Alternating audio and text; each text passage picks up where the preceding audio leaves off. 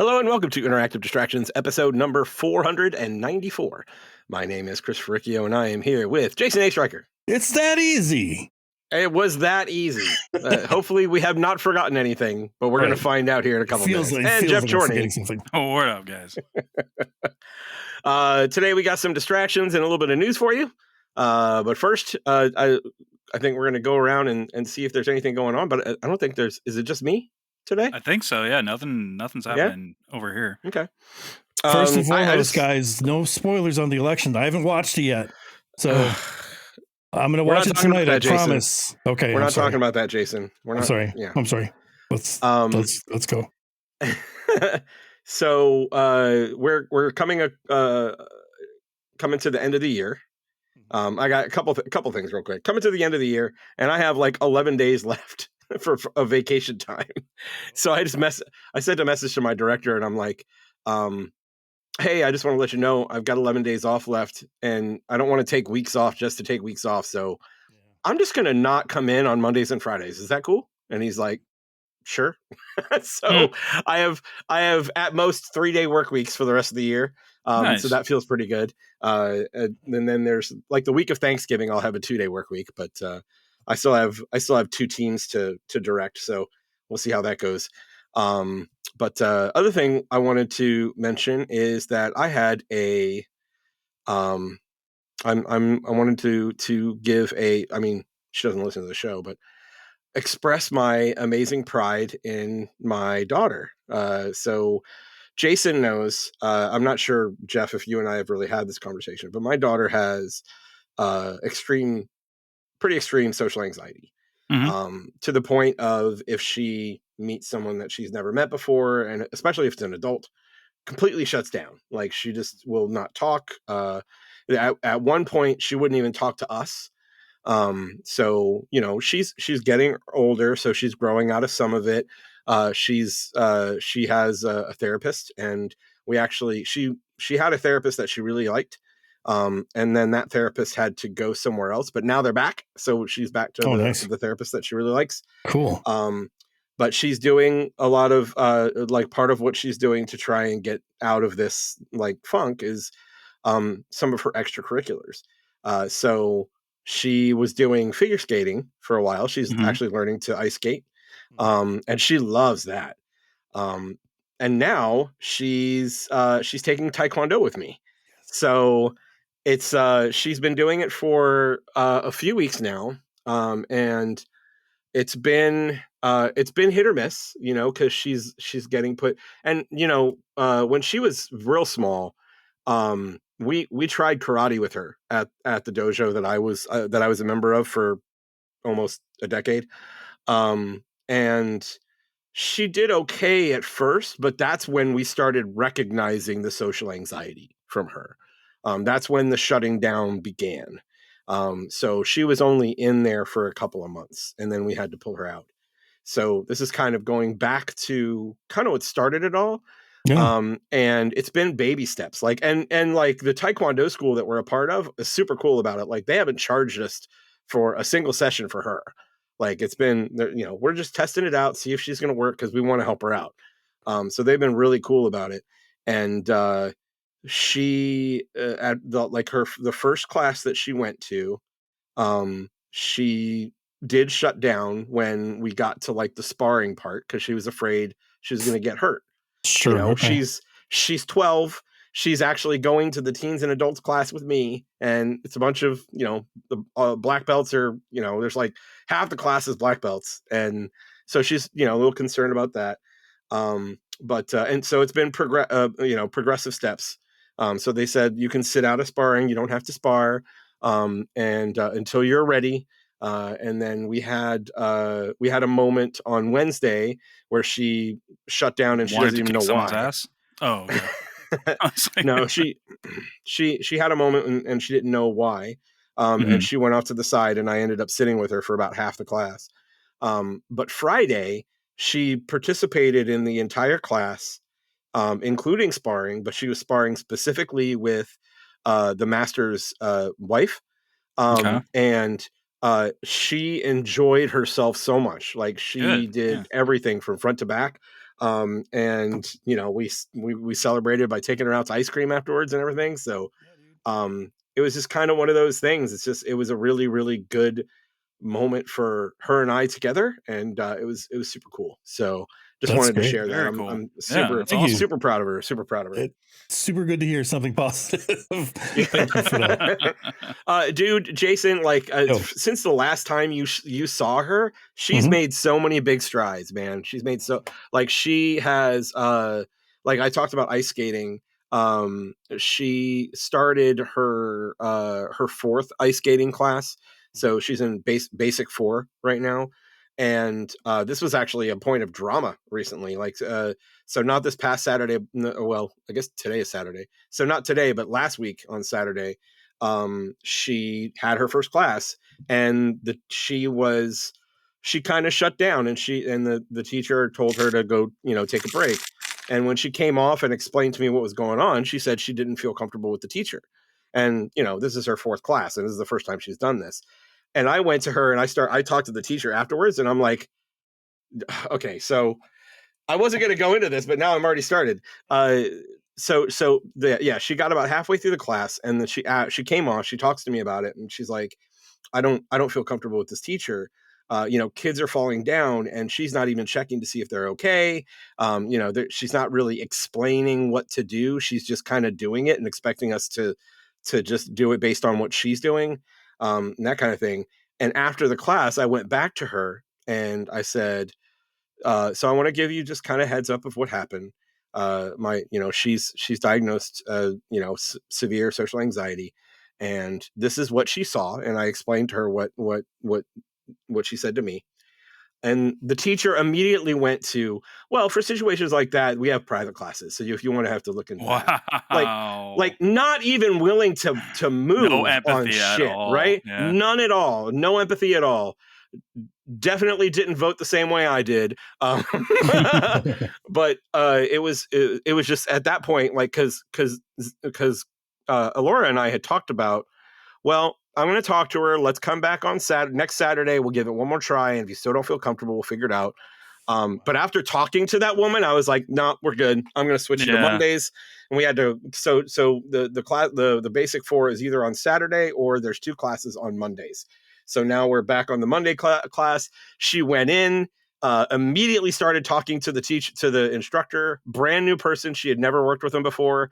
And that's why I'm saying you would like, she's made so much progress since the last time you saw her, dude. Yeah. Like, we got to get together, because she's it's been a while.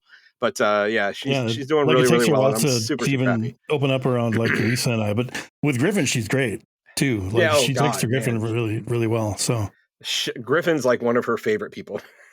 she loves Griffin. But yeah, enough about that. I'm sorry, I took up a lot of time. No, you're good. But yeah, just it's been a on the family front, outside of the obvious, it's been a really good week. So we just kind of wanted to go into that. But yeah, let's talk some games. What do we got, Geoff? I'm going to go to you first. Sure. I started Dragon Age. Well, I guess I can't lead into that. So I finished Metaphor. Why not? Well, because I have to lead into the Metaphor. It's got to start with Metaphor. Oh, okay. Yeah, because that's why I started so Dragon Age. Chronological order. Okay. We'll get Metaphor out of the way then. We'll get Metaphor out of the way. Exactly. So I finished it. And, okay. I had like this game of the moment. It probably will still end up being my game of the year. But there was a good moment where you guys saw when I was in the chat. I fucking hated this game. Like, and for those that are on our Discord, this is in the private chat. The only reason I didn't put it in the main chat right now yet, I did put it on social media, so you can see it. You can see it there. But because I was like, I need this to marinate for a bit, because it has the most horse shit of a final battle that I have ever encountered in gaming. And this is after Consort Radon in Shadow of the Erdtree, who was like almost unanimously known to be like the most bullshit of a last boss, due to like difficulty ramp up. But so Metaphor is great. I've talked about it enough to like, it's probably still gonna be my game of the year. But I originally probably would have said 10 hours, but now looking back, it's probably closer to 20. The last 20 hours of that game is very padded. It seems like it's good if you're a completionist. If you're someone who wants to go for absolutely everything and you want it, has the calendar system like Persona, so you do stuff every day. So if you want to do all that stuff, great. But if you want to finish the game at this point, I did want to finish it. I was like, okay, well, I have other stuff I need to play, and I'm not like, I don't see this ending. And every time I thought it was going to end or I was close to the end, there was like another few hours of something, then another few hours. Like, I told Tanya I was at the end and I was probably going to beat this game like a week and a half ago, and I'm not even fucking lying. It became a running joke in our house where she'd be like, "Oh, you're going to beat the game tonight, huh?" Well, yeah, I think so. Mm-hmm. Yeah, okay, yeah. Well, we'll ask you again tomorrow when you said you had another 5 hours to go. I'm like, no. I really think I'm at the end this time. It just makes sense. She's like, okay. And then like 3 days later, she's like, "Oh, so you didn't beat it, huh?" I'm like, "No." Like, wow, just fucking twist that knife, man. And I'm just like, fucking hell. I'm like, okay, well then, finally I was like, okay, I'm actually gonna look it up, because I finally I looked up, and I'm actually proud of myself. I had a proud moment where this is like one of the first games of this type where I did not even look at a guide outside of that initial video I watched, which is like the top 15 things you should do to start. Oh, sure. You're better than me, dude. I'm every time I get to something with questions, I'm like, oh fuck, here we go again. And I go look up, okay, which questions gives me the most resources? That's what I'm gonna do. Oh, see, no, I wasn't doing that because I figured that the amount of difference in resources is so low in those things. I'm like, that probably doesn't matter.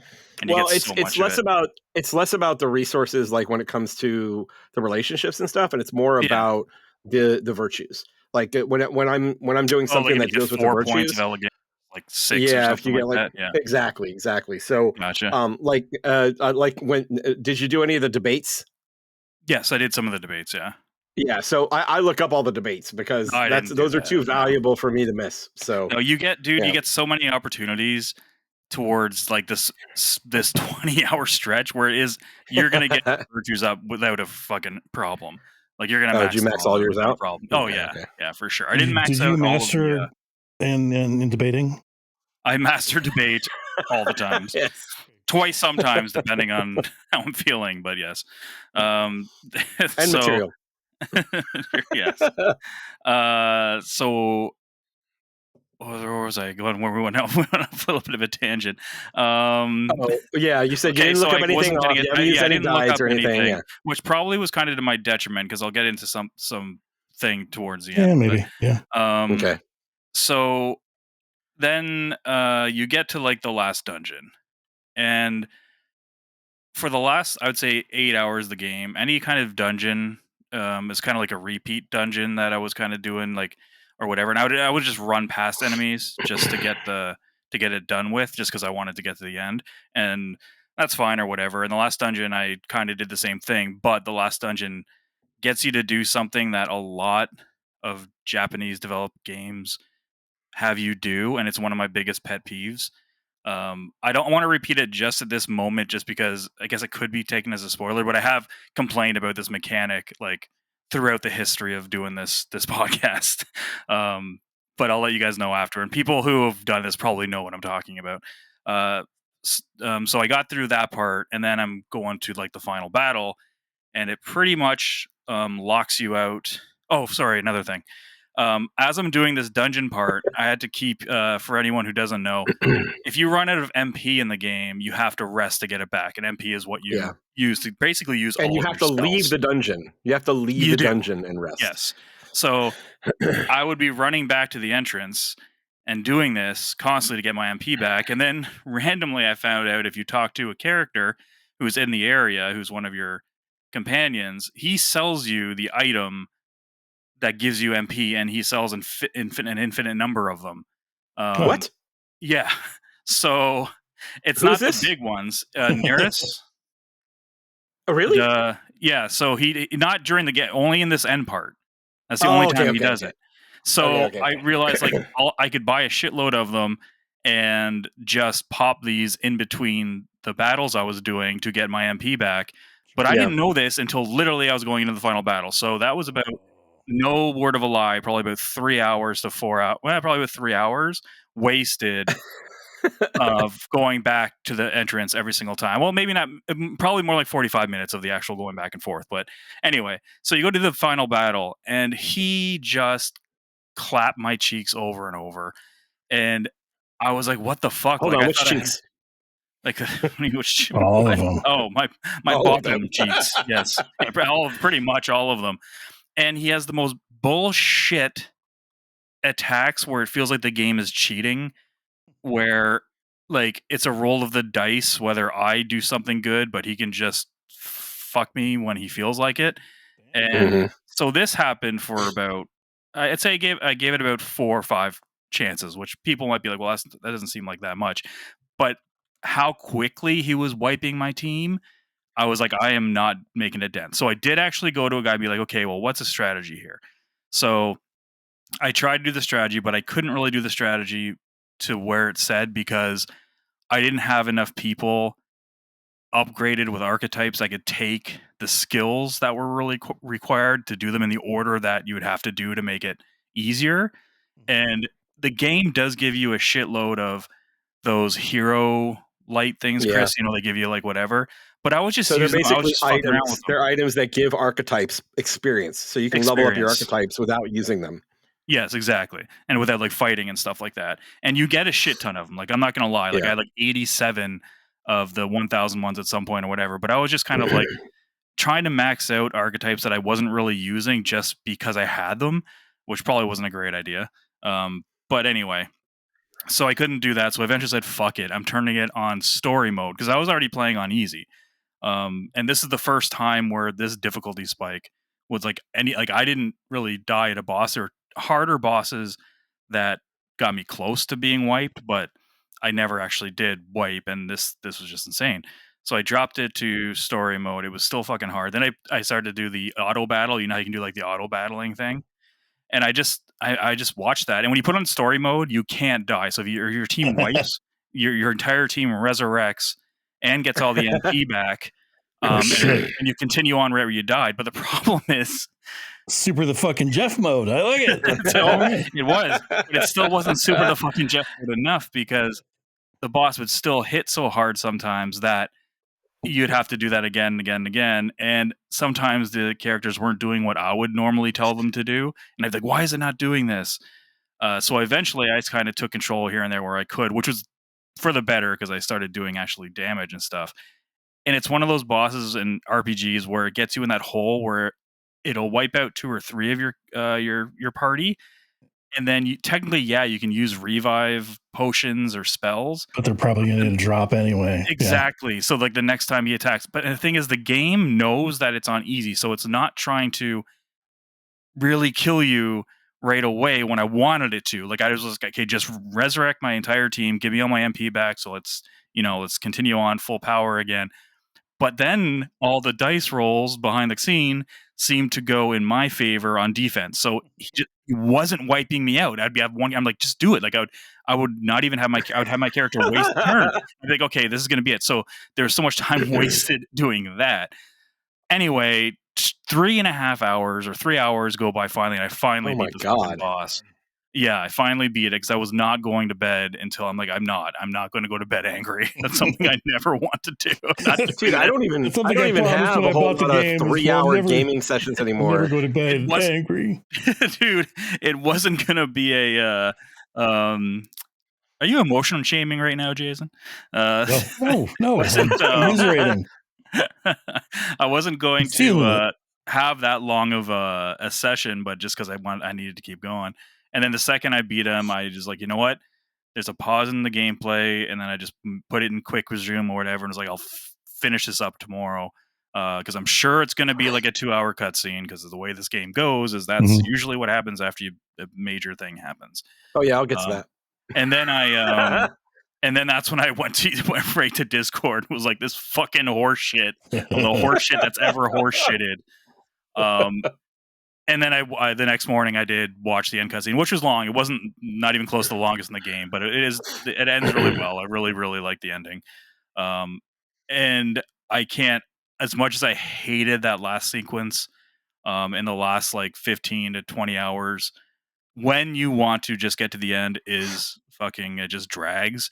It doesn't really drag in terms of story. The story beats are actually really good when there is actually story parts.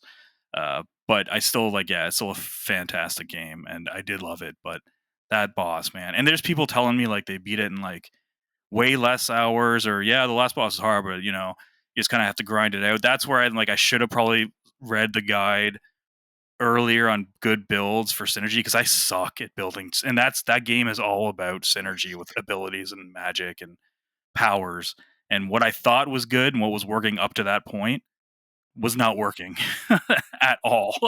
So it kind of fucked me, and I didn't want to at that point. I didn't want to revert back to an older save before and just be like, let's grind and So just power build through up it. there. Yeah, I'm like, let's just see if that ease setting to story mode didn't work. I don't know what I would have done. I probably would have put it to the side for a bit and been like, well, this fucking sucks to stop right at the very end, but then gone back to it eventually. But that was my my last bit of it, but I still fucking highly recommend it. I love it. So Chris, you were telling me I'm you're on still a in it. part. I'm still in it. Yeah. Yeah. So I'm in the first. Well, I guess it's the second big city that you go to. Mm-hmm. So you start off in Grand, whatever it's called. I can't remember, but the capital. And The then capital. the next, you go to the coastal city. So I'm in that coastal city. So once I got there, it was literally like 3 hours from the time I got I think there. that's the longest cutscene. Yeah, and from the time I got there till the time I actually had control and did something that was not like a story beat, it was Mm-hmm. about 3 hours. Like, it was a long Mm-hmm. time. And it was like, and it's not necessarily, one continuous cutscene. It's you're doing this right now, and then it cuts to something else, and now you're here, and now you have to go to this place, and you have to go to this place. It's the only place you can go, Yeah. and you have to talk to this person. So there's places where you're controlling your character, but it's still essentially a cutscene because you can't really do anything You're else. not doing anything. Yeah. Right. So once I got through all that, though, I got to the part where of the game that I really like. So I ran around the city, got every single quest or bounty I could find, and Yeah. then it was about mapping out what I was going to do. Yeah. And it's like I had I can't remember how many quests I've got right now. It's like 6 or 7. And like 3 of them require going to dungeons, and then one of them requires going to a town. And so you bring up the map, and like it takes a couple of days. Sometimes it takes a day or two to get to where you're trying to go. So you get to be on the runner and talk to your teammates, and you get to work on your virtues and that kind of thing. But I essentially had it mapped out, so I was going to get all of these quests done in 5 days within the game, and I was going to hit 3 different dungeons within that 5-day period, and then I was going to have all those quests complete, come back, and then I'm like, all that stuff will be done, and I'm still going to have like 10 days until the next like big story beat that happens. Yeah. And like as soon as I got to the city, and we talked about the debates, I immediately went and looked at what the debates are, because I'm getting those. I'm sorry, those are way too valuable not to get. They give you the debates give you points in 2 different virtues at the same time. So there's 4 debates in a span of 5 days. So I got there, got all the quests, went that 5 days, did different things where I was powering up archetypes or I was powering up virtues, doing those debates so I could get the eloquence bonuses. And after those 5 days were up, then it was time to go take my trip. So now I'm actually at the final dungeon. I'm about to enter the final dungeon in my 5-day span. Is that the dragon temple? It's a tower. It's a oh, okay, I know where you are. Yeah, the tower thing. Yeah, it's like it's a I can't remember what it's called, but it's a tower. And there's one particular quest where you have to talk to some snobby asshole and get a deed for someone, and he's like, "Oh yeah, well go fight this guy in the tower and then we can talk." I'm like, "Oh, you fucking bitch." So yeah, so I'm right there right now, but that's part of the game that I really do like. I like that part of it, kind of, working out a strategy of how you're going to do it, all these things, and you're going to do it in the most efficient way possible. But it also brings to light some of the things that I feel like they need to revisit. The first like one of the things that I did in the second dungeon I was in, you were talking about getting the MP items. I haven't found anybody that sells them as far like an unlimited amount yet, right? No, you won't. So Nobody does. Yeah. yeah. So I was in this dungeon and I was fighting a bunch of the moths, and they're like, it was one of the foresty areas, and the moths have a chance to drop one of those MP items. Mm-hmm. So that was a grind point for me. I would run through the dungeon, kill a bunch of moths, get as many of those items I could, and there was a cat nearby. So there's like a I don't know if you saw the ghost cat, Jason, before you stopped playing, but you get ghost cat, and ghost cat can like save your game. He can send you to talk to more. Essentially. Yeah, it's a checkpoint. He can also send you back to the beginning of the dungeon. So I would run through the dungeon. There's probably 3, 6, 8. There's like 8 moths, right, in this span. Kill all those moths, go to the cat, leave. Come back in, kill all the moths, get to the cat, leave. So I did that until I had 99 of that item. So holy fuck. So you were talking about, being it. Well, I had a bunch already, so it wasn't like I did it 99 times. I think at the time I had like 60 of them, but I filled up. I filled up to capacity because, like you said, that's really your limiting factor. That is your most valuable resource, because if you run out, you have to leave the dungeon and you waste a day. That's essentially the way it works. Yeah. But the other thing that's really getting me is the weather. So if you have bad weather in a dungeon, the enemies get stronger, and that's fine. I don't mind that at all. And not only do they get stronger, but one of the key things of the key parts of the battle mechanic in this game is that if you get a crit or if you hit a weakness, it gives you essentially an extra turn. It's more like an extra half turn, essentially.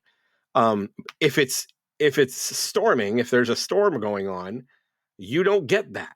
If you hit them with a weakness, you don't get that. I don't mind that either.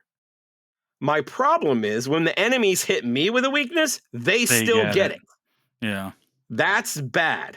Like, why are you giving them, like, you're giving this restraint to me? You're already making them stronger. So you're making them stronger, you're taking this away, and you're giving them a bonus, essentially. So there's never a time when the enemies don't get that bonus, but you're taking it away from me as a player. That's a problem for me. Like, I feel like that should be more balanced. Like, sure, do more damage, take more hits, whatever. They're actually giving more experience, right? Both. Yeah. Yeah. So, and they talk about it in the game. They talk about, if you go during bad weather, it's going to be harder, but you also benefit in that you get stronger, and they give you more rewards for those battles. But it's that I put in the chat, fuck the Minotaurs. I was in there with bad weather, and they're like, the first Minotaur I fought, I could not I was using the mage archetype or the wizard archetype, and the wizard archetype, when you run up to him, you don't do a ton of damage when you're trying to stun him. So he turned around and he hit me. It's the first time I ever fought this thing, and just during that ambush attack, took out one of my guys. Like, he powered up, got a hit a weakness, did another one where he hit everybody, and he had hit another weakness, and then he just pretty much wiped out. I think it was Stroll, just got demolished. And I'm like, all right, reset that battle, So, but yeah, it's frustrating because I appreciate that you're giving me something that's more difficult, but to give them that much of an advantage at the same time, it was rough. So, like, the Minotaurs, I made sure I actually switched to something that did more damage for stun. I switched to Seeker. I switched back to Seeker, and that helped a lot, because I could stun them, and then I can go into the battle and get a free turn, essentially. But yeah, for a while there, I was just like, fuck those Minotaurs, man. I'm avoiding them. I went up 2 levels in that dungeon, and I still wasn't, cutting through them. I still had to go into the battle every time. So, And then that next jungle dungeon had like the what are they called? Not a minotaur. It's like the lion with the scorpion tail. Oh yeah, the two-headed. Yeah, I know what you're talking about. Yeah, kind of. Yes. Yeah. So they had those in there, and they were certainly easier than the minotaurs, but man, it was rough. But yeah, so now I'm in the tower, and still love the game. It's just I feel like that can be tuned. That can be Yeah, tuned. well, I didn't have that issue. Like that still happens on the easy difficulty, but it never was like to the point where I was getting frustrated with it. But that's why I played on easy, because I suck at shit like this. So I'm like, nope, right to easy from the get go. Yeah. But yeah, I'm still enjoying it. I'm getting to the point where like they when you're in the tournament, they tell you kind of where your placement is, and I'm getting to the point where I'm in like the double digits. I'm under 40 now. I think I'm at like 30 something. So gotcha. And I just well, you're not close to the end. Let's put it that way. I know. and what's scary is that like there's been times, like told you guys, that like if I'm in a long story beat and it's late at night, sometimes I drift off. Yeah. So there's certainly a few hours at least, like I would say anywhere between 5 and 10 hours that may be associated to that. Yeah. But my clock is at like 40 hours right now already. So, yeah. Yeah. Yeah, it's probably a lot to do with that. It's at least it has a lot of the voice acting is backloaded for the story stuff, so I do like that. And because there's a lot of, and I love the twists and turns this game has in the story, and some shit I did not see coming at all. Some stuff was like, okay, yeah, I kind of saw that, but other stuff I'm like, well, damn, okay, all right, I get it. All right, let's see. All right. I like it. I mean, you remember last week I fucking bought this motherfucker, and I was so like, I was like, oh my god, did I make the biggest mistake ever? But now I'm like, okay. Also a really sick package too. I got the collector's edition for people not watching. But yeah, sorry, what were you saying? Oh, I was done. I was saying that like like you run into other tournament contestants as you're traveling. And the last one I ran into, I can't remember what her name is, but it's the bunny girl that gives you the brawler archetype. Katharina? Yeah. She's the only one I didn't max out. Okay. Yeah. I don't know why, but she's fun for some reason. I don't know why. Yeah, I like her. I liked all the companions were pretty good. I like them. Does she eventually join you? Is that she joins you not in a way of like you don't get her in your party to fight. Okay. But she's one of the companions you have to level up. Yeah. And get stuff from and stuff like that. Cool. Yeah. Good stuff. But yeah, it's a great game. I'm really enjoying it. It's like everything that I'm saying is more nitpick than anything. Yeah, everything that I'm saying towards the end is absolute horse shit. I'm not nitpicking. From what I gather, a lot of people have the same opinion. But when I saw people talk about it, like my initial thought was, like, one, I'm playing on fucking easy. They're probably not, so I'm not going to have that much of an issue. But no, and then just it would be nice if they I'm still playing on normal at this point. So yeah, well, stick to it. Yeah, as long as you're getting through it, go for it. Just yeah. I want to know if you get to the end anyway, how you fare against the final battle. I'll let you know if I think it's horseshit. Yeah, looking forward to it. Cool. What else? Then of course I dove into Dragon Age because that's kind of why I kind of wanted to get to the end of Metaphor. Because I'm like, I need to play a little bit something new here, and I can't focus on 2 big games at one time. Can't do it. Yeah, I'm watching Steve play it. I picked this up in anticipation of just having a nice RPG to play. But I have this in Metaphor, right? So should I play Metaphor first or should I play Dragon Age? I don't know, man.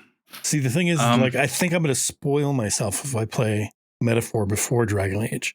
Whereas if I play Dragon Age first, I'm like, my bar is a little bit lower. My expectations are not set so high.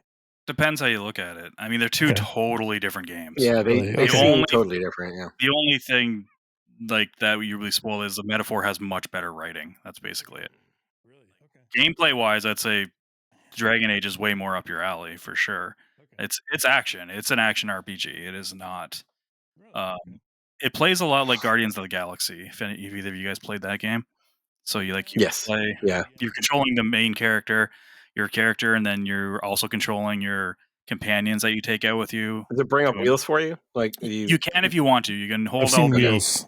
to pull up the wheel, which I do for like the combo attacks, which is like um mainly because I don't memorize what all their skills are on the pad right now, so I bring up the wheel because you can do like primer attacks, whereas you or one of your companions can put a primer on an enemy, and then you use another character yourself to put a detonator, which basically is like a combo that just does like crazy damage, and it looks really cool and nice. it's awesome. Yeah. So you do that, but you can control all of their skills just by using the D-pad without bringing up the radio wheel by just holding down Well, left trigger, and then does the radio wheel like pause the action or it slow does down the pause the action? game. It does Okay, pause. good. Yeah.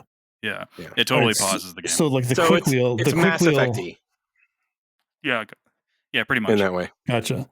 So Mhm. like the quick wheel, like on the D-pad or whatever, had like holds a certain amount, but then you have access to everything if you do So the far, wheel. the way I can tell, like I'm only about 6 hours in, and it seems like you pick the main skills you want to use, and those are it, regardless whether they're on the wheel or Oh, on okay. the thing. So like you hold Hmm. down left trigger, and the left left on the D-pad is one of the skills for one of the characters, and up is the other, and then the other character is right and down, and Oh, then okay. Right. your skills are on the face buttons, and then right bumper, and it might be left bumper is another skill for each of your companions. So it's like 3 skills each, and then plus yours. But I don't know if that changes when I open up more shit. I don't really know. Yeah, I Um, wonder. yeah, Just but it curious. is like the combat's awesome. It's fast paced. It feels good. Mhm. I'm playing the rogue, so it's like melee and an archer. So it's kind of got a lot of flashiness where you're flipping around, shooting arrows, and getting up in their face. And Have you no played the juggles previous yet, though. games? No I played the juggles. first one, and I played a little bit of Inquisition, but I didn't play 2. Okay. I'm not like a huge Dragon Age fan. I really like Origins. Like that was close to my game of the year, I think, when we played that back in the day. Hmm. Yeah, I think I had it up there. I'd have to go back and listen to our Game of the Year show if it's somewhere, but I'm pretty sure it was in my top 3 or top 4. I didn't bother with 2 because I just the reviews were not good for it, and I was like, okay, well, whatever. And then Inquisition just was like really long, and I remember playing like back then 15, 20 hours in a game for me was like a lot. And I was like, Hmm. I think I played enough of this. I'm done. Fast forward to now, and how Yeah, many but hours did you even put into Metaphor? yeah, exactly. I think it was 80. I think the final counter was like around 83 or 82. I can't remember Wow. exactly. That's the game counter. Like the console counter is probably closer to 90 because Yeah, it always that seems to makes be sense. higher on that. I was going to say, but all the Dragon Age games also play differently. This one plays mostly That's what I like was going to ask Inquisition. you. Okay. Yeah. So like the first one plays like KOTOR, pretty much. That's pretty much how it pretty much played exactly on console anyway. I never played on PC. And this plays like an action RPG. Like you're hitting buttons. Each button is an attack. Hey, what do you You're do with your comboing. shield? Do you like Captain America at any I do point? not have a shield, so I Oh, do not know. damn. I really want a Yeah, Captain America. I have no clue. That's another big thing for me. If I can Captain America the shield. Like throw it. Does that I mean, I wouldn't does be that make up for the surprised. lack of juggles? Okay. Yeah, yeah. I wonder if there is Oh, juggles. they You cancel can each other. definitely launch them. Yeah, they complement one another, but if you don't have one, you got to have the You gotta other. have the other. Otherwise, yeah. That makes sense. I wouldn't be surprised. This game does feel Marvel-y, and I see a lot of people say that, and I kind of agree with it. Where it's more lighthearted than definitely more lighthearted than Origins, and it's not as dark as you Yeah, would think it would be. I've heard people liken it to like a like a breezy like fantasy romp, Yeah, I guess. it's not like Dragon. It's like Dungeons and Yeah. Dragons the movie. That's Okay. kind of what it reminds me of. That's It's like fun. I like yeah, that. I like yeah. that. It's Okay. kind of that's what it kind of reminds me that I think about it. It's like lighthearted. It's got its moments. Like it's got its like dark moments here and there. It's not. It's an M-rated game. But the dialogue, there's a lot of you can like throw these quips out there. That's very like MCU kind of. Mhm. And a lot of the characters don't. Some of them don't seem serious enough to considering the situation. But it's like okay, well, whatever. I don't have a problem with it. I don't want every game to be dark and the same type of high fantasy, right? Because you see people compare this to Baldur's Gate, which totally two different types of games. Even like Origins is totally different than Baldur's Gate 3, even though like BioWare made Baldur's Gate 1 and 2. But that's not what this is trying to be. This is something different. I don't mind that at all. So it's. So I don't have any. I haven't played it yet. I haven't played any. I'm going to. I'm waiting for Crystal to finish it, but she's she's really enjoying it. She's in Act 2 now. And she has a couple of friends that are playing it, and those friends are big on like BioWare games in general, and they actually really like Mass Effect. Yeah. So like Crystal actually came up to me and was just like, "Tell me about Mass Effect," and I'm like, "Okay, here we go." Whoa, that's kind of a loaded question. Yeah, exactly. It is. It's a very loaded question, right? Sit down. All right. but she's genuinely interested in Mass Effect now, and I'm like, well, listen, let's take a look. Awesome. Let's take a look at the Legendary Edition and see what's there, guys. Yeah. Are you putting this out tomorrow? Dude, are we planning on putting this out tomorrow? Right now, isn't it? It's $9 for the next like 2 days. I see what you're saying. Yeah, the Legendary Edition is $9 on Steam. I mean, Crystal just bought it, and I'm probably gonna buy it too, just so we can have it on both of our accounts. It's on sale a lot. It's on Game Pass too. It's on Game Pass as well, so it's super easy to get a hold of. Nice, yeah. But yeah, so she's genuinely interested at this point, and I kind of, and that's why I said what I said, Geoff, about the combat, because I told her essentially what you have to understand is that, because she doesn't play a lot of shooters, I said what you have to understand is this game at its core is a third person shooter. That's what it is, and what you do is while you're playing playing as a shooter, you'll hit a button and it'll pull up a wheel and you can select what you want your other characters to do. And she's like, oh, well, that's kind of the way this works. Yeah. Mm-hmm. So that's why I was asking the question is to it is kind of see like if that. that's what. And like Tanya doesn't play shooters, and she played through Mass Effect 1 and 2 and halfway through 3. So if she can do it, I she's told her loving that Dragon Age too. Nice. Yeah, I told Crystal that she could probably skip 1 if she wanted, because I think 2 is really do a lot of improvements in the first one for the remake that I think are that's true, okay. And it really sets the stage. And it sets it up. I think you need to play. Oh no, 1 is a great game, but like from the quality of life perspective, like between 1 and 2, like it's a big difference. But if they've made a lot of updates on the Legendary Edition, like that's good news. A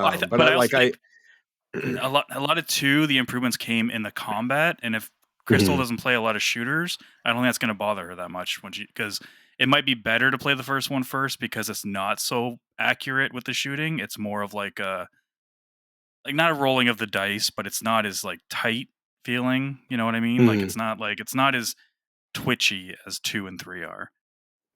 Okay. So she's already said that she would go back to the first one and play the first one first anyway. But I told her that she's going to really enjoy 2, because 2 is basically the whole game is about the characters.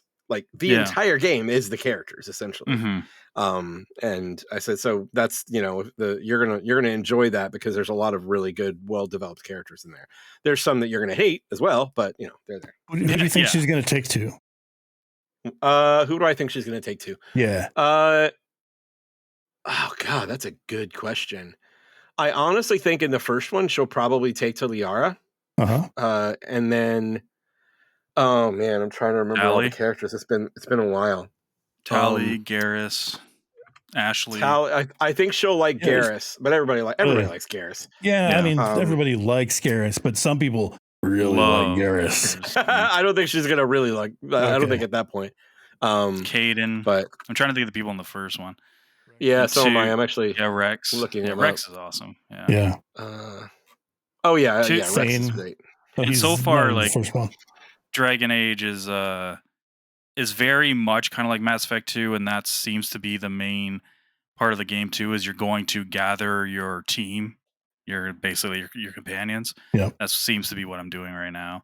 Okay, so that's kind of cool. Okay. And dude, something says, but this game runs and looks really well. Like It's an EA game, which is weird. It's like very polished. I've had Are you no playing it glitches on Xbox? Yeah, I'm playing it on console, like on Xbox Series X. Tanya's playing on the S, and it's funny because like it does run really well on the S too. Like it's got a performance mode on the S, which a lot of games, newer games especially, don't have that option on there. It definitely doesn't look as good as the big boy console, but she was watching me play, and she was like, "Holy crap, the hair!" Because we talked about the hair briefly last week. Like the hair looks a lot better on the X and PS5 because it's got all that hair physics that the S doesn't have. So it's a huge difference. And I'm like, doesn't that look amazing? It looks so good. She's like, yeah, that does look amazing. And then like Tanya's like, well, the end of the hair, because one of the girls moved, she's like, it kind of like went into the shoulder a bit. And I was like, well, that's clipping. And then I was like, okay, so I did what any sane person would do, and I put on my mansplaining hat. And I was like, okay, so this is why this is a big deal. Like a long time ago. Like, and I was kind of, it's like, hey, physics. I didn't really mansplain to her, people. Don't get mad at me in the comments. I just told her, like, that's like a big deal now, this generation. Like 2 generations ago was water. Like last generation was lighting. Yeah. Now it's hair and ray tracing, and this game's got hair and ray tracing. That's right. That's what I was gonna say. Oh man, but yeah, I'm surprised. It's I've had no glitches and no bugs so far.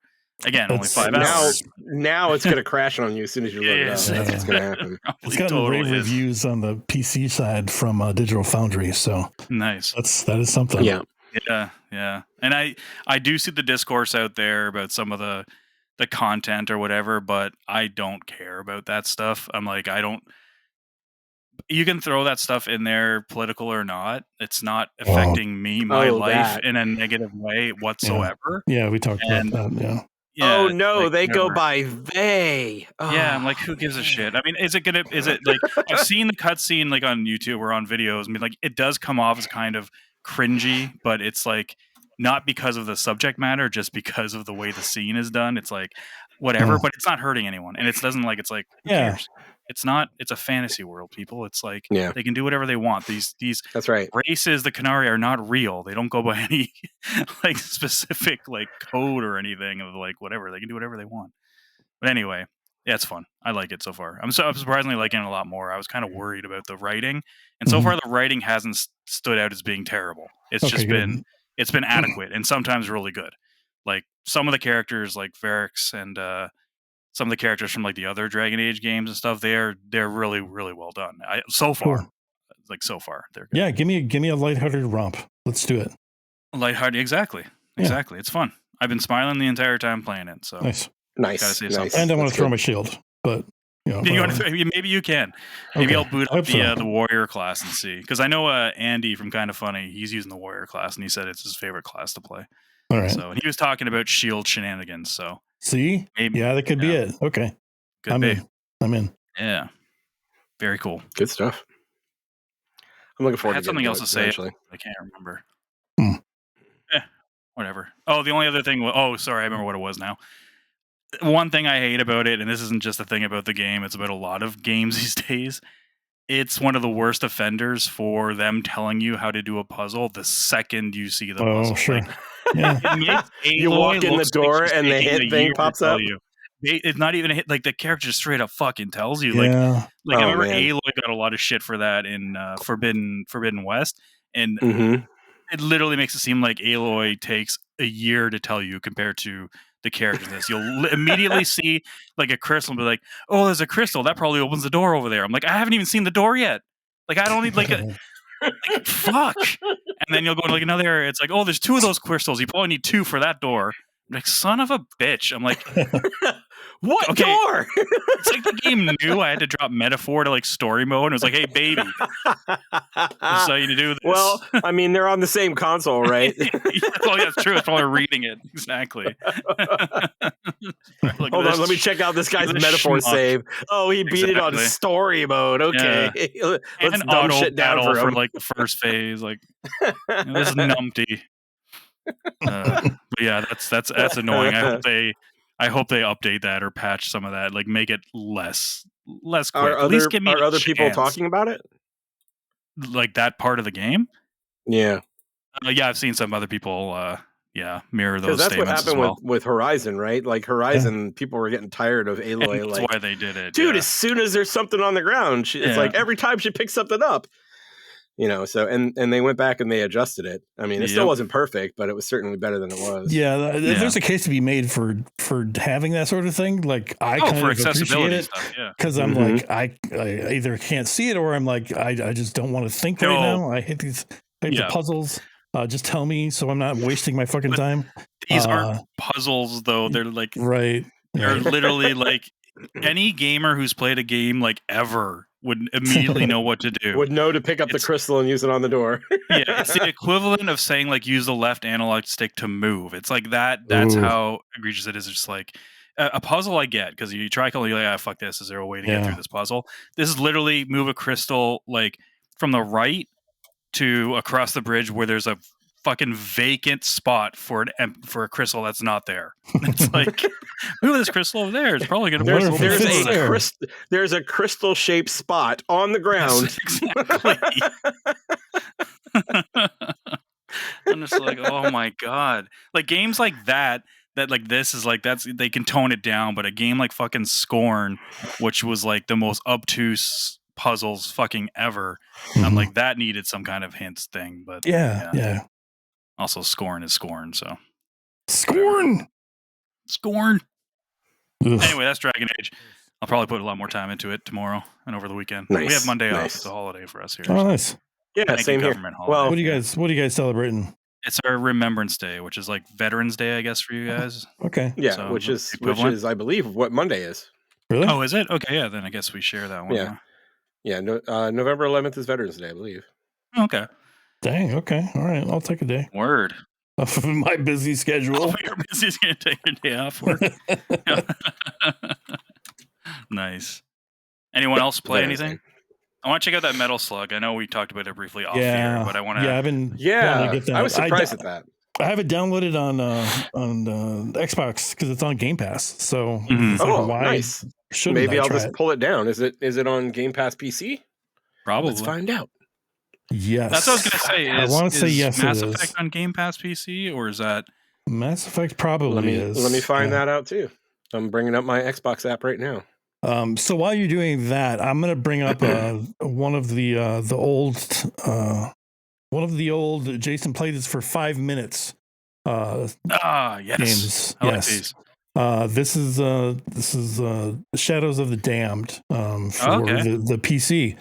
This is the really fucking remastered version or something like that. Okay. I forget how they say that. The rehardened edition. It's sure. I don't know if that's what it's called. I have no idea. I just know there's penises in that game. Yeah, there's penises, references to thrusting and such. So I had to do it like under 5 minutes, and I made it. I did it at 4 minutes 50 seconds, and that's when I asked for my refund because there's no fucking PC options whatsoever. You can't even rebind your controls. What? You can't even rebind your controls unless you use an alternate app outside of the game. Like a third-party app? Not a third-party. Like they provide it when you launch. They say, do you want to launch into the game or do you want to launch into this controller configurator or some shit? What? Yes. And then once you get into the game, it just goes. It just goes. And you go into the intro and it's like, okay, all right, when am I going to get to the title screen? Then you're shooting stuff and it's like, when am I going to get to the title screen? Finally, you exit out and you go to the title screen and there are no options. There are no PC options for resolution, for frame rate, for anything like that. It just assumes like all of your stuff. And it doesn't give you any options. So apparently there are options, once you've dug into the world of mods and shit like that. People have, come out and, said, hey, let's remove the 60, frames per second gap. And you can do that. You just got to download the stuff outside. But really in this day and age, dear Lord, can you include some damn options in your remastered game. That's bullshit. Games since the late 90s, you could change your controls in the game while you're playing it. Just go to the pause screen and It's fucking fucked change up. it. It is fucked up. I don't get it. That's Shadows of the Damned. And all right, in 50 seconds. Wow. Metal Slug Tactics and Mass Effect Legendary Edition are both on PC Game Pass. Fantastic. Very good. I will download Metal Slug and hopefully get a chance to play a little bit of it before next For week. good things. Cool. Yeah, I'm gonna try it. 5. So I'm not gonna stay away from Shadows of the Damned. Yeah, seriously. Until good idea. If they do, put out PC options or something like that, then maybe I'll go back to it. But when I did install the uncapped frame rate, it was running at a pretty good clip, and it looked pretty good. I'll say that. So I don't get why devs do that. Why do they put a cap when it's like they don't need to? I get it on consoles. Yeah, they want to keep it like it's a target 60 frames per second. You know what I mean? Yeah. Like, they don't want it to fluctuate. Past that. Mm-hmm. So you'll see stutter. That's. Yeah, I think you leave it up to the gamer, right? Like, if they like tell them like this is optimized for 60 frames per second, so that they can choose that. But if they choose to do better than that, if they've got a 4080 or whatever the fuck is the high card now, or a monitor that does 120 hertz or something like that. Yeah, but a lot of TVs are doing that nowadays. So, there's options out there for sure. Agreed. That's all I've been doing gaming wise. Now I've been doing other stuff physical, like in the real world. Do you guys remember when I talked about the GameSir Galileo, the G8? It's this telescopic controller, right? Oh yeah. But this one this is the plus version. And it goes a little bit wider, but also it's USB. It's Bluetooth. It's not USB-C, so you don't have that little notch in there, that little dongle that you got to line up. So you can use anything that you want, provided it fits. Could you put a controller in it? You can't put a controller in the controller, but you can put a Nintendo Switch OLED in there, which fucking rules. And it works and you can use that controller on the nice. All right. Absolutely. And you just hit the 2-button combo, and it goes back into it, and then you're playing Monster Hunter Rise. It's ridiculous. And it's a really, really good controller. Like, it's a very, very good one of those. It's not a cheap knockoff. They've got really good thumbsticks. They've got a good D-pad. Buttons feel good. They're totally worth it. So, how much did those run you for? That one was, I would believe, $60. That doesn't seem too bad. They'll run you anywhere from like 60 to 80, depending on whether or not you go through like AliExpress, or if you get it on eBay. It's usually like $20 more, or not eBay, but Amazon, something like that. Gotcha. Check out this guy. Scary. Viewers of the show. He's holding up a Mike Myers plushie thing. Yeah, a little plushie. So Retro Realms, I talked about this game a few weeks ago or something like that. Yes, I almost picked that up, and I don't remember why I didn't. I think I got distracted. I don't know either. You should, though, because the game is pretty fun. But they finally sent their collector's edition that I ordered. That's right, because you had to buy it. Finally got it. Yes, and I wanted it before Halloween. But no, did not get it before Halloween. But they came with this sick ass steelbook. Ooh, look at that! What did that run you? $100 for the whole shebang. That's cards. Switch, or I actually got it on PS5. So this is the first physical game that I've had in years. I think. Seriously, it's been a long time. But yeah, there's some good stuff in there. That's a good game. It looks fun. Nice. What else? What else is laying around here? Oh. What else is within arms? It's show and tell, guys. It's show and tell. Show and tell. Oh, I'm so jealous. God damn you. I don't have my glasses on, but I think it's a Castlevania something. This is the Castlevania Symphony that of the would Night explain my jealousy, LP. right? So, Yeah. 2 LPs. God damn. That's so cool. Okay. Mondo was having a sale, like free shipping on vinyl. So I'm like, oh, okay. I apparently missed having this. I have Rondo from them. I have Castlevania 3, I think, from them. But now I have. Oh, nice. Okay. Symphony of the Night. Symphony. Nice. That's most of my gaming stuff. I wish I had room for a record player. It's probably make room. It's but cool. It's also expensive. Yeah, well, I paid $100 for my player, and it does Bluetooth and it does USB, so it sounds pretty good. Just like the regular speakers, it's not that bad. It's not the price of the record player I'm worried about. It's the collecting the vinyls that I'm worried about. That can get expensive. Yeah, they are some nice, like you said that Halo collection one, and like some of just the packaging in some of these, so that put me down a little bit of a rabbit hole of looking at vinyls and stuff. I'm like, oh man. Yeah, they range anywhere from like $20 to $35 for LP. You know, you can get them much cheaper, obviously, but yeah, there's a Castlevania like massive collection that they just announced not too long ago, which is 46 LPs. Holy shit! 46 discs worth of Castlevania music. Ridiculous. Comes in this huge red and white and black case. I want it so bad, but it's like $500, you know. But could you imagine 46 fucking discs? That's Where a would lot. I put them? Where would I put them? Anyway, next to the other 50 something you have or whatever. That's right. Do you know how many you have at this point? I'm looking down there, and it's way more than I had last year. Way more. Those are like it's one of those hobbies that it's like a steelbook hobby for me. It's like I don't like just having it on a shelf is part of the appeal, and I feel like having a vinyl of something on a shelf is most of the appeal too, because it's like, yeah, you're gonna listen to them, but I mean, you want the physical thing to be like just be there, and it's just like it's kind of a ritual, right? You take it out of the slipcase and stuff, and you put it on there, and you know, put the needle down, and you just kind of zone out and listen to it. Yeah, it's great. You know, I love having that feeling of the physical. Is it like the pops enjoyment. and stuff still? Do they still have those? Oh yeah. I love that totally. shit. But what was I going to say? Oh, what's really gotten me is like the reprint or repress.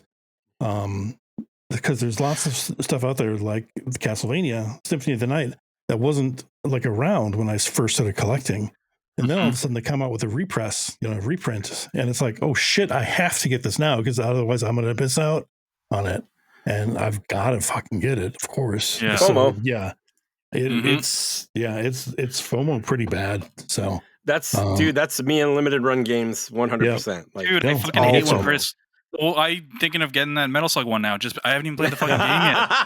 It's because like I love like cool packaging and stuff, and it's like just I don't know. It's I've bought in games like I don't even like I bought that Rocket Knight Adventure one, and I love the case for it and everything. How much of that game have I played? At 5 minutes, maybe. Yeah. Like, I was wondering about that. It's like, you bought Rocket Knight? Really? All right. Yeah. Whatever. I loved it on Genesis back in the day. I remember renting it a few times. But yeah, and I will probably play it like when I take my Switch out eventually and stuff, or take it like, you know, go somewhere. But I don't need it. And I bought Record of Lotus War, and it's still wrapped up. Wow. I mean, that wasn't limited run though. So no, that wasn't limited run. Is that 8-bit? No, I think that's just a regular. Okay. I've got what I just recently bought. I recently ordered the newest collector's edition of Shredder's Revenge that has all the DLC and has like the 4 turtle figures and stuff. Yeah. It was relatively cheap for limited run. They keep releasing more DLC, and each time they do, they have to release a new version. That was my first limited run purchase, was that game physically, and then this kit, I saw this. I'm like, that's not bad. It's the stupid thing that we all justify. What? I'm just gonna. This is public service announcement for you, buddy. Public service announcement. So, Monster Hunter Wilds. No, god damn. Oh shit. Yeah. No, this is good. This is good for you, Geoff. Of course, it's good for you. This is good. Okay. Because Best Buy has a version that is specifically a steelbook version. That literally the only difference is that it comes with a steelbook. Okay. And that's it. But is that Best Buy there or here? Yeah, or it's Best Buy here. I don't know about Best Buy CA. CA, but I'll look that up right now because I know I've missed out on a couple steelbooks because it's only there. Yeah. And it's like $5 more for it. Oh yeah, that's which is funny because they usually give you that shit for free. So Yeah, if you ask them when you go pick it up. My steelbook has a Halloween arcade cabinet on the back. It's ridiculous. Your what now? My steelbook. It's a steelbook. The case that came with the game. It's got an arcade cabinet in the front. Yeah. Oh, nice. I didn't see that. I was looking at the Best Buy. Nice. It's very cool. Very cool. All right. Good stuff. Any more? Well, thanks for the I like the collector talk. That's good stuff. I like show and tell. Okay. What else we got? I don't know. I've been just buying shit. Geoff, we got any news? We do have a few topics here. Okay. Sorry, I was just looking up that Monster Hunter Wilds thing to see if the steelbook. Oh no, you're good. Priorities, bro. Priorities. Yeah. Because it's dumb. Because any game that I'm like thinking about getting, if there's a steelbook, it's almost okay. This is the most accessible I think Monster Hunter's been. That's what you're saying, yeah. And, man, I only played it for the 2 hours with Jason. So much more fluid and so much fun. Like all the weapons have sexy shit. We were laughing. Great. We were laughing for essentially 2 hours straight playing it. It was so much fun. Yeah. God damn it! It is on the Canada one too. You're welcome, Geoff. I'm here for you, brother. Thanks, Chris. Anyways, I'm gonna figure that when I go to bed. Shit, what were you just saying there, Jason? Oh, I don't know. We're talking about news. We're talking about news. No, we were. I was going to say because I really liked Wild Hearts, because I think it was because it was so accessible. Yeah. If it's anywhere close to that or gets to that point of accessibility, then I think it gets to that. I think it's more. Is it? Okay. I think it's more. Oh, really? Yeah. Okay. Yeah, I think it's more. Like I had no problem picking up right where I left off with my favorite weapon. So sure. And it was easy to pick up like some of the new combos they had available for it too. There's still like a vast like valley, a chasm of like knowledge that goes into like a charge blade or something like that. Charge blade is tough. Yeah, it's tough, but you can pick it up and just like start swinging it around and blocking shit. That's great, and that's fun. You can do that. But if you really want to get into it, there's some holes that you can jump into. Oh, the bow is so good now. Like you fire like homing arrows and shit. Oh my god! Definitely don't take the video that I posted as good bow play because that's not what that was. They took the Dragon's Dogma 2, like the Mystic Archer or something like that had the heat-seeking missile. Like fire off 4 arrows and it would just like fly through the air. And oh man, they do that in Monster Hunter. It's amazing. Monster Hunter is amazing. Well, it's even more amazing now with the steelbook. News is amazing. I'm sorry, News is going to be amazing. Let's start with a couple Nintendo things to start off here. That might be the bulk of it. So some if you must. Early details of the Switch 2 has been confirmed. The one most important to a lot of us, I'm sure, is that it's going to be backwards compatible. Compatible with the current Switch, which is what we all want and need. And I think it's pretty sad that this is something to celebrate, but it is Nintendo, so we do need to celebrate. So, like, do I have to pay to play Hollow Knight? Well, that we don't know. Okay. But we just know it's going to be backwards compatible. Okay. All right. Well, let's start. We don't know if they're... I mean... Unless you know something that we don't, because I didn't really go into too much detail of looking it up. That's all I saw, and I was like, okay, are they charging for it or something? I hope not. We don't know for sure. Okay. But I thought you might have seen something that was like all signs kind of point to maybe like they've definitely fucked people over in that respect before. And they always want to get theirs, so like it's not inconceivable. And then also like, the Sega's taking down some games that were like on Steam, like Crazy Taxi and shit like that. So I don't know if that's their collections are all been delisted. Right. And it's just, there's some weird shit going on right now that I don't know how I feel about. From like a collector's standpoint, people that are like me and only get digital licenses and shit like that. So I'm a little scared. Yeah, it makes people want to buy those things sooner Yeah. than later. I mean, as long as you buy them, you're good. You have them. The Sega stuff is weird because it's their own stuff that they're pulling, and none of it has licensed anything anymore. Like even Crazy Taxi doesn't have. The re-release of those don't have Offspring and Bad Religion because of that reason. Right. But yeah, that is strange. Sega might be up to something. I just don't know what. The other Nintendo news is some Pocket Pair has come out publicly and said exactly what Nintendo is suing them for, and they're going after around 500,000 yen, which converts to about $35,000 or something like that US. Okay. Which on paper is nothing, literally like pretty much nothing. Sorry, what were you gonna say, Jason? No, it's nothing to Nintendo because they just printed. It's absolutely nothing to Nintendo. It's also nothing to Pocket Pair. I mean, they've made millions upon millions of dollars.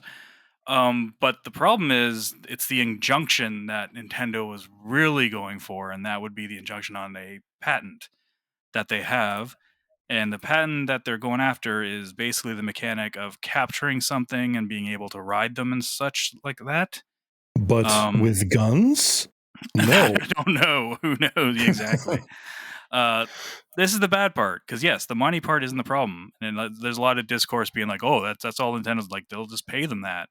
The reason they pay them that though is because you have to put a monetary value on it. But what they're really going for is the injunction, which would mean that basically any money that Pocket Pair made off of Pal World would have to be refunded.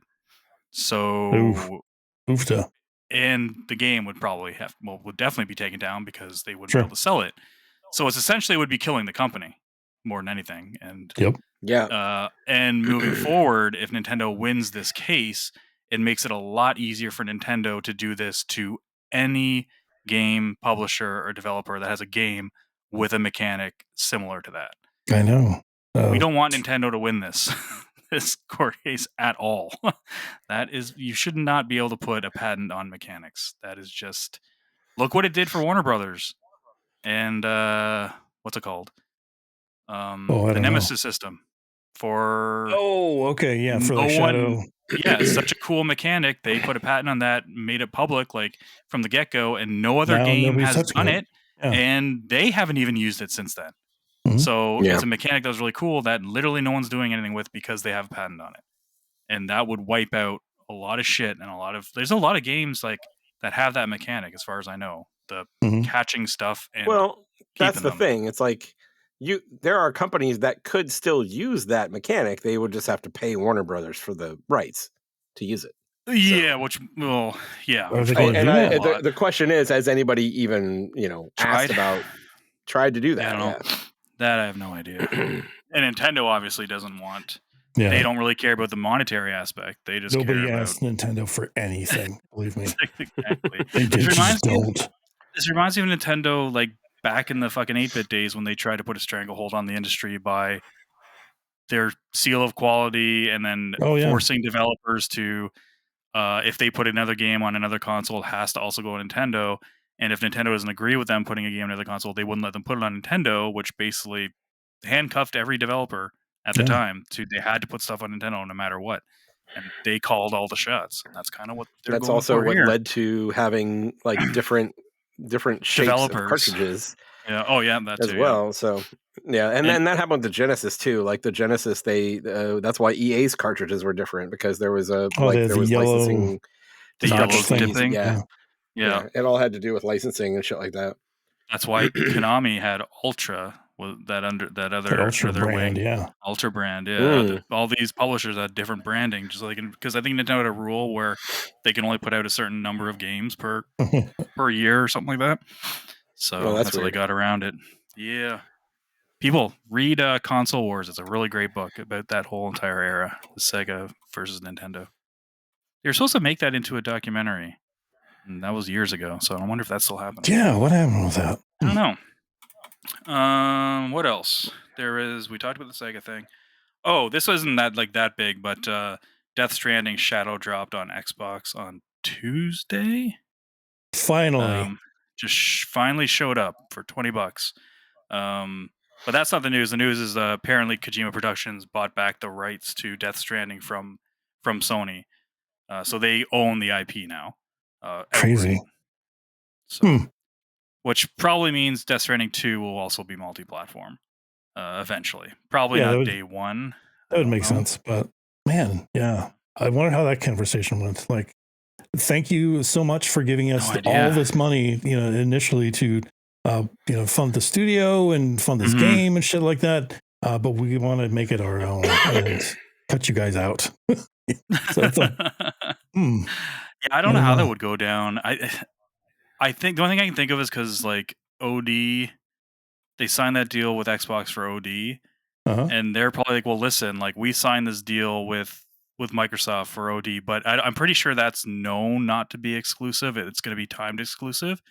So they probably went to Sony and said something like, hey, this is what's happening with this. It's going to come to play. Like, we just want to own our IP or whatever.